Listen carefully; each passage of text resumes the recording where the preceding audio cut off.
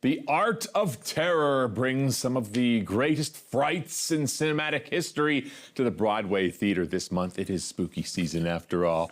And Skot Hamilton from the Broadway Theatre joins me now. Good morning. How are you doing? I'm great. You're here to talk about the Art of Terror, and you have compiled this. It's a film festival of sorts, runs pretty much the whole month of October. It's ongoing currently.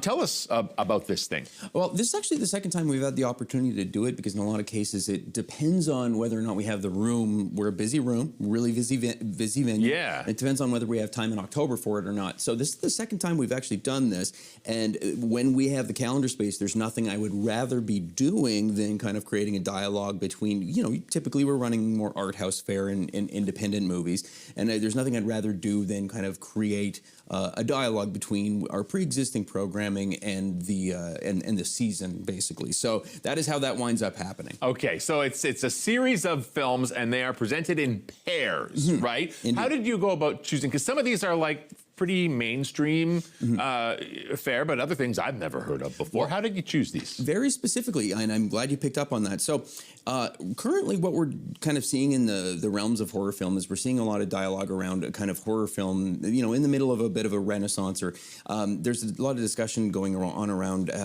contemporary horror film kind of having a lot to potentially say socially, just speaking to like a kind of this quality level, allegedly, that wasn't there before. And I take a lot of umbrage with that, because I think that it's a genre that's always had a lot to say and always been doing a lot of really vital work. So I'm trying to kind of create a bit of a dialogue between, in a lot of cases, older work and the newer stuff, so that maybe someone who has seen The Substance or something like that and thinks that that's a really mind-blowing piece of cinema, which it is, understands that it's actually part of a heritage of storytelling, and that there's a lot for them to discover.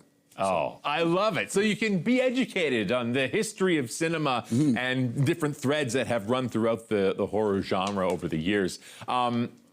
I would like to, so that's happening, that's cool, that's great, but it's not all that's happening at the Broadway Theatre. Well, of course, during during October, as always, there is the Rocky Horror Picture Show on the 31st. This is the 50th anniversary, though, so it's very, very special. Oh, really? Yes, oh, I hadn't realized. Okay. So 2 screenings of that on the 31st. We've got The Crow on Devil's Night, which, if you know, you know. Yeah. We've got our ongoing cinema of the Transgressive, that's the WTF Fridays, and we've got Zulawski's Possession, which is one of my all-time favorite movies. Last time we ran it, we actually had someone have a panic attack and have to leave. Oh, my word. So that's very exciting. Okay, yeah. We've got, Halloween, like John Carpenter's Halloween double feature, along with the film H2O, which is in Drunken Cinema Edition, which, if you're frequent the Broadway, you know what that's all about as well. So it never ends. We've got nothing but, just nothing but genre stuff going on. All right. BroadwayTheatre.ca for all those details. Scott, you have created an incredible celebration of Halloween, and we thank you for sharing it with us today. Thank you.